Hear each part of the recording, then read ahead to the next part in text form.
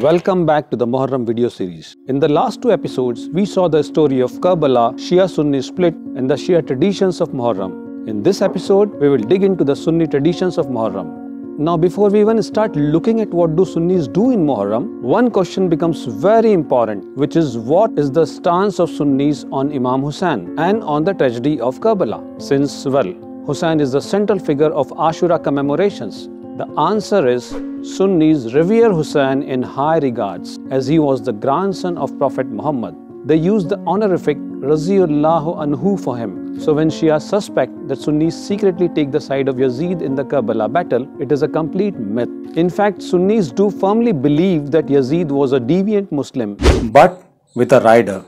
Sunnis do not reject Yazid's caliphate and officially acknowledge him as the seventh caliph of Islam. This offends Shia sentiments and makes the stance of Sunnis quite vague. But what outrages Shias like crazy is the Sunni explanation of the Karbala tragedy. Now Shias have a firm belief that Imam Hussain knowingly walked into his death and that he fought Yazid to prevent Islam from falling in the wrong hands. But in the Sunni version of the Karbala battle, the Sahabas in Mecca strictly advised Hussain not to rise up against Yazid, but Hussain was driven by his urge to become caliph. So he took a reckless decision. And that once the Shias of Kufa pledged him their allegiance, he was confident of victory. So there is no question of a self-sacrifice. Some Sunni scholars even go to the extent of saying that the actual culprit behind the Karbala massacre were the Shias of Kufa who betrayed Hussain at the last moment. So the self-flagellation by Shias is actually an act of penance for their treachery. And finally, even if a lot of Sunnis regret Hussein's death, they believe that Islam doesn't give permission to mourn the dead so long. So mourning on Muharram is out of question for them. Then what have the Sunnis got to do with Muharram? Is it any important for them? Well, very much. Muharram is a holy month for Sunnis also. But it has an altogether different significance for them, which has nothing to do with the Karbala battle. Muharram is a sacred month for all Muslims since it marks Prophet Muhammad's migration or Hijr from Mecca to Medina to evade the persecution from Quraysh.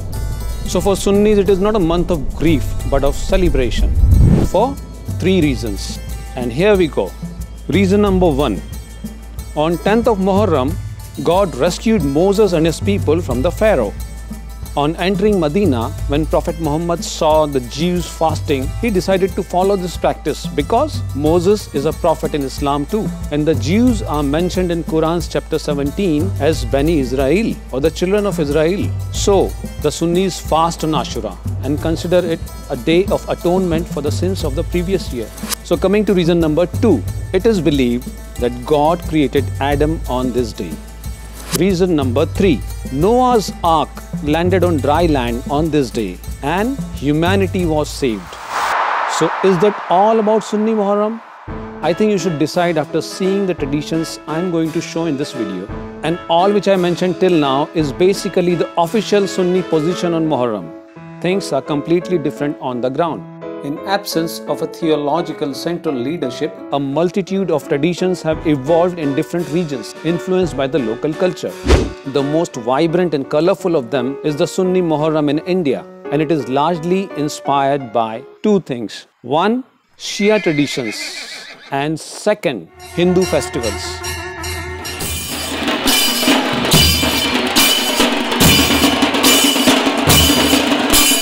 Percussion is an integral part of Sunni Muharram. Like Shias, many Sunnis also revere the mausoleum of Imam Hussain and other martyrs of Karbala. And they show their veneration by making the replicas called Tazia, which are the most visible symbol of Sunni Muharram. These Taziyas are kept on display for the first 9 days of Muharram, and on the day of Ashura, they are taken out in a procession.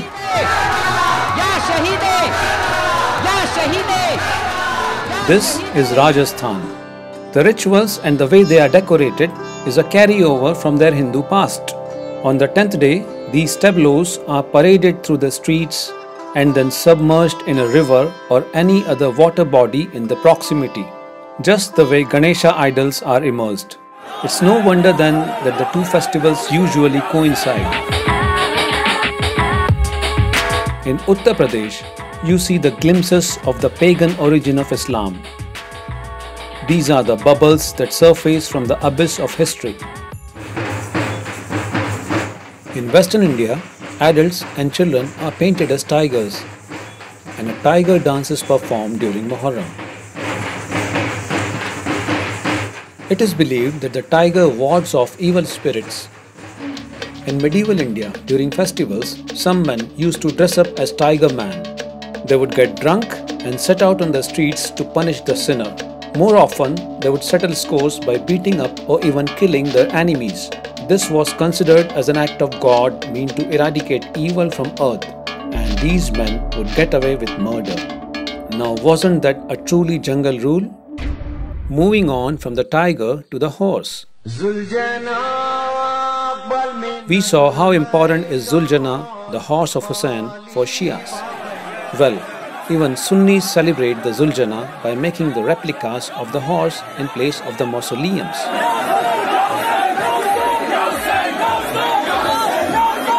The most prominent among them are the horse idols of Ujjain in central India, where one of the biggest and most elaborate Muharram processions is carried out. Imam Hussain had two more horses named Duldul and Aqab. The horse idols of Ujjain are called Duldul. There are major and minor Dulduls. This is the biggest of them all and called as Bade Sahab.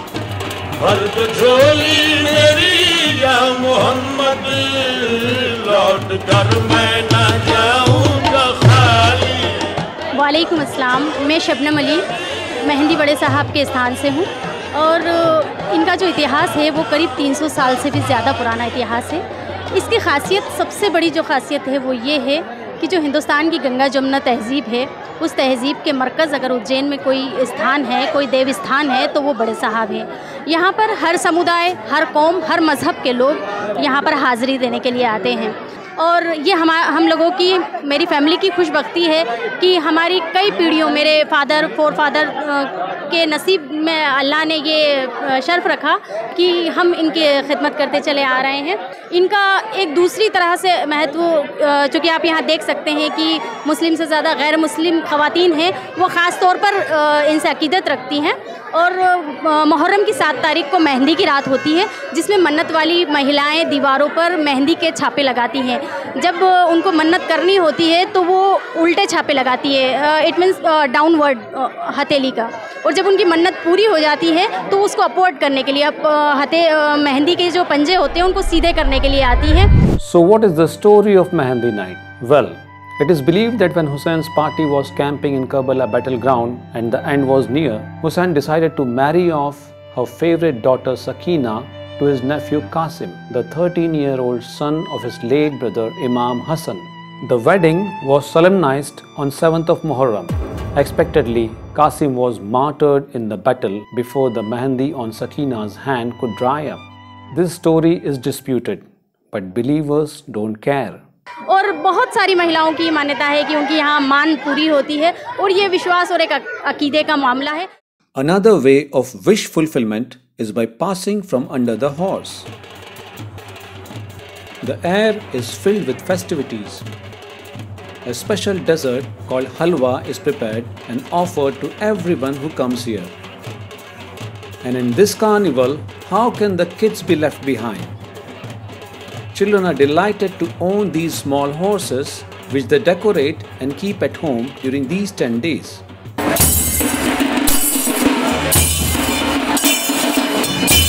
But the question is, who owns the big horses?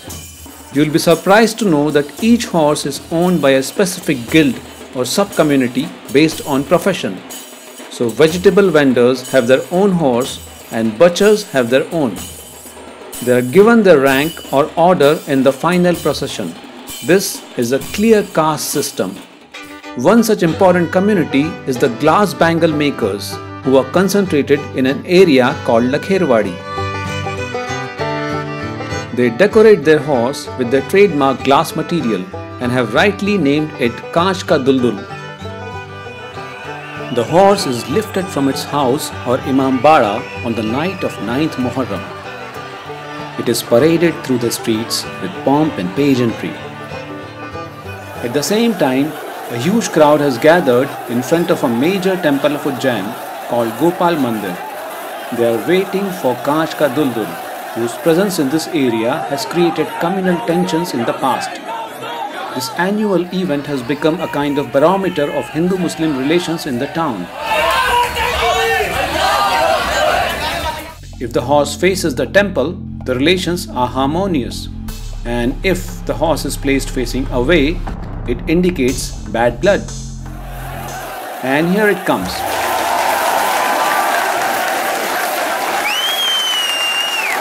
The tension is dispelled since Kanch Ka Duldul faces the temple.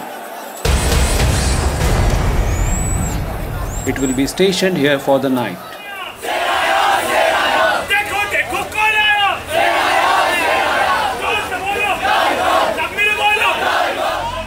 There is a visible aggression around every major horse, except one, which is owned by the guild of the world's oldest profession.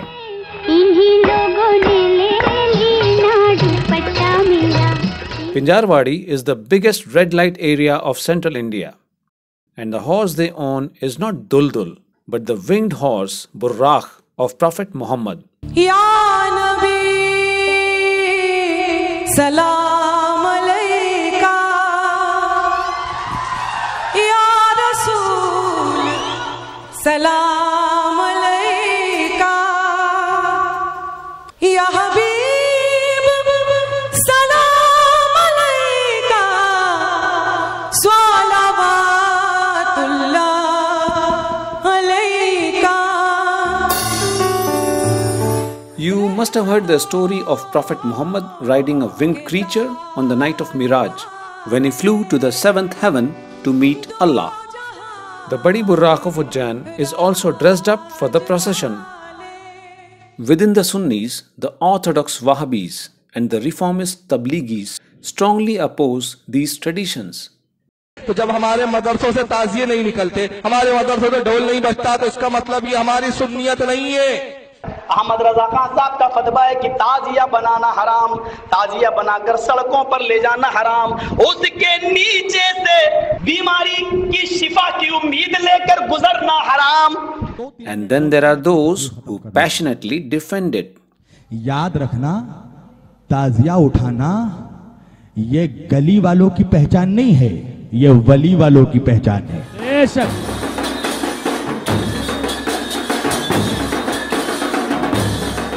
Whatever the scholars say, believers do what they have to do. And I like watching the taziyas and drums and the sheer energy out there on the streets. What do you think about these traditions? Let me know in the comments below. With this, we wrap up the Muharram video series. If you like the video, show your love by pressing the like button. And if you want to get notified for my future videos, hit the subscribe button and the bell icon. Thank you for watching. See you in my next video. Bye.